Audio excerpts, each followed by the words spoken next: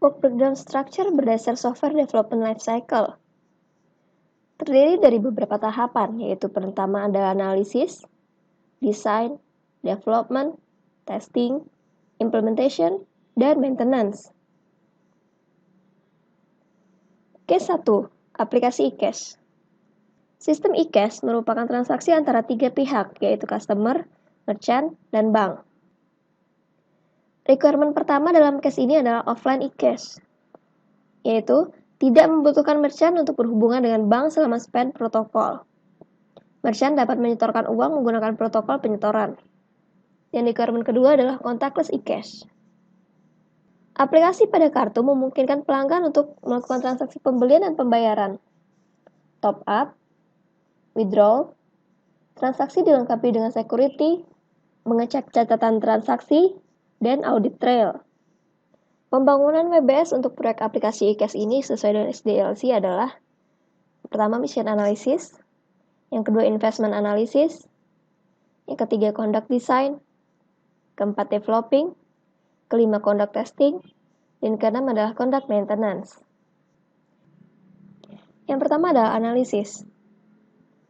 Untuk tahap pertama, mission analysis terbagi menjadi 4 aktivitas, yaitu service demand estimation identification, technology opportunity identification, supply identification for service, dan requirement analysis and assessment.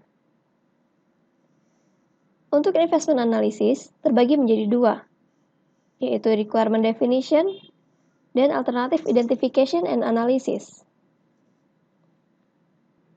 Design adalah proses yang melewati serangkaian kebutuhan yang membutuhkan sebuah software atau aplikasi. Tahap-tahap software design adalah yang pertama, preliminary design. Merupakan transformasi dari requirement atau kebutuhan ke dalam model data dan arsitektur software. Dan yang kedua adalah detail design. Difokuskan pada penghalusan representasi arsitektur yang berisi struktur data detail dan algoritma untuk software. Untuk proyek e-cash, tahap desain ini terbagi menjadi beberapa kegiatan, yaitu preliminary design dan detail design. Lalu development atau coding. Fungsi yang terdapat pada aplikasi adalah registrasi, transaksi, refund, settlement, withdraw e-cash dari akun, pengisian EVD ke dalam kartu, deposit e-cash ke akun bank, transaksi pembayaran, inisiasi pembayaran, resip dan pencatatan, pembatalan pembayaran, dan recovery. Untuk proyek aplikasi e-cash, dalam tahap development terbagi menjadi beberapa kegiatan, yaitu developing registration function, developing transaction function, developing refund function, developing settlement function, dan seterusnya. Lalu ada testing. Testing terbagi menjadi beberapa bagian.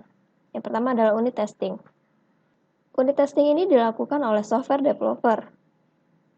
Setelah unit testing dilakukan, masuk ke dalam integration testing. Integration testing dilakukan oleh software developer. Dan terakhir, masuk ke dalam sistem testing.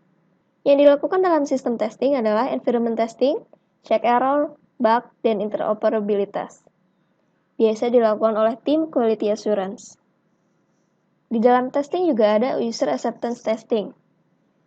Kegiatannya adalah merencanakan UAT, mendesain test case UA, membentuk tim eksekusi test case UAT, eksekusi test case, dokumentasi titik lemah yang ditemukan saat testing, memecahkan masalah atau fixing bug, dan sign off.